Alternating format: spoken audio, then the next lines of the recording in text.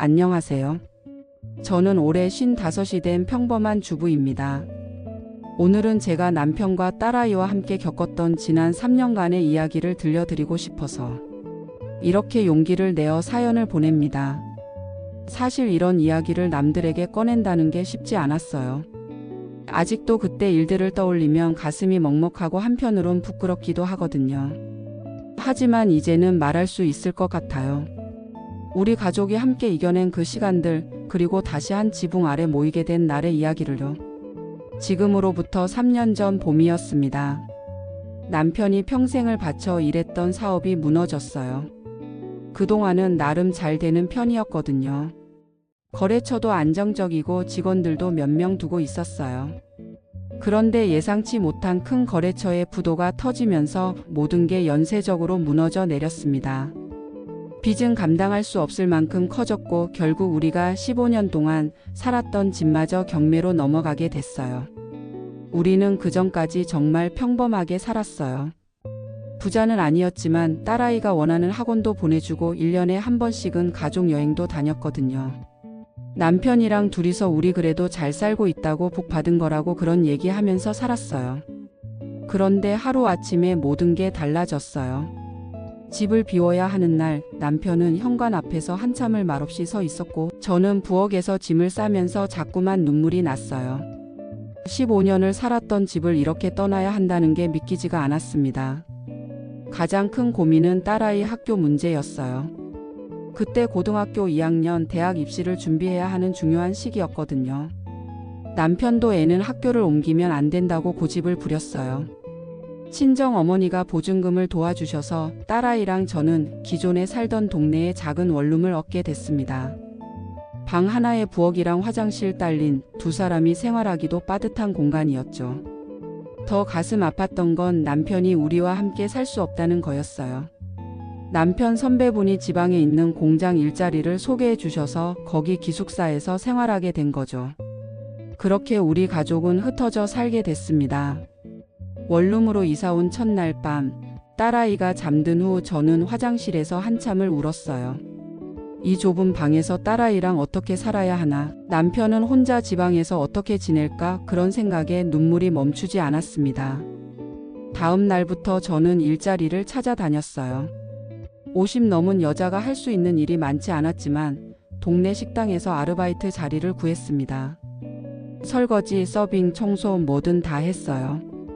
처음에는 서툴러서 접시도 깨뜨리고 주문도 헷갈렸는데 사장님이 인정이 있으신 분이라 잘 가르쳐 주셨어요.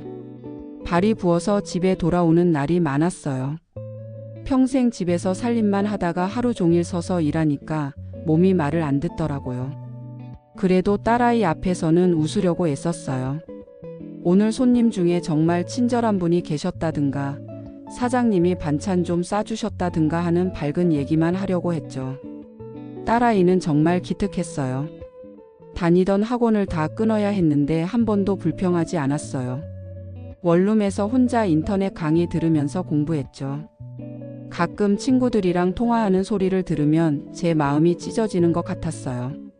친구들이 학원 이야기, 주말에 카페 간 이야기하면 우리 애는 그냥 응 하면서 듣기만 하더라고요. 남편은 더 힘들었을 거예요. 한 달에 한두 번 집에 올 수 있었는데 올 때마다 얼굴이 더 수척해지고 손은 더 거칠어져 있었어요. 평생 사무실에서 일하던 사람이 공장에서 기계 다루고 무거운 짐 나르는 일을 하니까요. 주말도 반납하고 일한다고 했어요. 어느 날은 남편이 집에 와서 손을 보는데 손가락마다 상처 자국이 있더라고요. 이게 뭐냐고 물으니까 괜찮다고 일하다 보면 이럴 수도 있다면서 웃는데 저는 그 웃음이 너무 슬퍼 보였어요. 그날 밤에도 남편 잠든 다음에 혼자 화장실에서 또 울었어요. 그렇게 3년이라는 시간이 흘렀습니다. 솔직히 말씀드리면 그 시간이 정말 힘들었어요. 가끔은 왜 우리 가족한테 이런 일이 생긴 걸까 하는 생각도 들었고 언제까지 이렇게 살아야 하나 싶어서 막막할 때도 많았어요.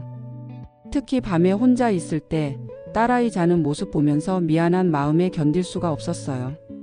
남편한테도 딸한테도 미안하다는 말을 제대로 못했어요. 그 말을 꺼내면 눈물이 나올 것 같아서요. 우리 가족은 모두 서로에게 미안해하면서도 그걸 내색하지 않으려고 애쓰면서 살았던 것 같아요. 그런데 작년 가을이었어요. 남편한테서 전화가 왔는데 목소리가 떨리는 거예요. 무슨 일인가 싶어서 놀랐죠. 남편이 일하시던 공장 사장님이 남편을 따로 부르셨대요. 그분이 우리 동네 근처에 새로 매장을 낼 계획인데 그 매장 관리를 남편한테 맡기고 싶다고 하신 거예요. 그 말을 듣는 순간 저는 전화기를 든 채로 그 자리에 주저앉았어요. 3년 동안 참았던 눈물이 한꺼번에 쏟아져 나왔습니다. 드디어 남편이 우리 곁으로 돌아올 수 있게 된 거예요. 남편은 그동안 정말 악착같이 돈을 모았어요. 주말도 없이 일하면서 한 푼이라도 더 벌려고 야근도 자처했어요. 거기에 새 직장에서 받을 급여를 보태서 우리는 작은 전셋집을 알아보기 시작했습니다. 방 2칸짜리 작은 집이었어요. 예전에 살던 집에 비하면 훨씬 작았지만 우리 세 식구가 함께 살 수 있는 공간이었어요. 그것만으로도 너무 감사했습니다. 이사하는 날 저는 아침 일찍부터 정신없이 움직였어요. 짐이 많지는 않았어요. 3년 동안 원룸에서 살면서 최소한의 것들만 가지고 있었거든요. 남편도 기숙사에서 짐 챙겨오는데 캐리어 하나가 전부였어요. 새 집은 아직 가구도 제대로 없고 텅 비어 있었어요. 거실에는 아무것도 없었고 방에는 이불만 깔려 있었죠. 그런데 이상하게 그게 초라하게 느껴지지 않았어요. 오히려 새로운 시작 같았어요. 이제 여기서 다시 우리 가족의 이야기를 만들어가면 되니까요. 저녁 때가 되어서 제가 우리 오늘은 특별한 날이니까 배달시켜 먹자고 했어요. 딸아이가 짜장면이 먹고 싶다고 해서 짜장면 3그릇을 시켰죠. 짜장면이 도착하고 우리 세 식구는 텅 빈 거실 한가운데 둘러앉았어요. 바닥에 신문지 깔고 앉아서 먹는데 왜 그렇게 맛있던지 몰라요. 세상에서 제일 비싼 음식을 먹는 것 같았어요. 한참 먹다가 남편이 먼저 입을 열었어요. 우리 가족 모두 그동안 정말 고생 많았다고 했어요. 저도 고개를 끄덕이며 우리 딸이 제일 고생했다고 했죠. 딸아이가 아니라고 엄마 아빠가 더 고생했다면서 울먹이는 거예요. 그때 남편이 제 손을 잡으면서 당신도 정말 고생했다고 자기가 미안하다고 했어요. 저는 그 손을 꼭 잡으면서 아니라고 이제는 우리 모두 함께 있을 수 있으니까 괜찮다고 말했어요. 우리 셋은 그날 오랜만에 마음 놓고 울었어요. 3년 동안 참았던 눈물, 서로한테 보이지 않으려고 숨겼던 눈물을 그날은 마음껏 흘렸습니다. 그리고 한참을 울고 나니까 마음이 조금 가벼워지더라고요.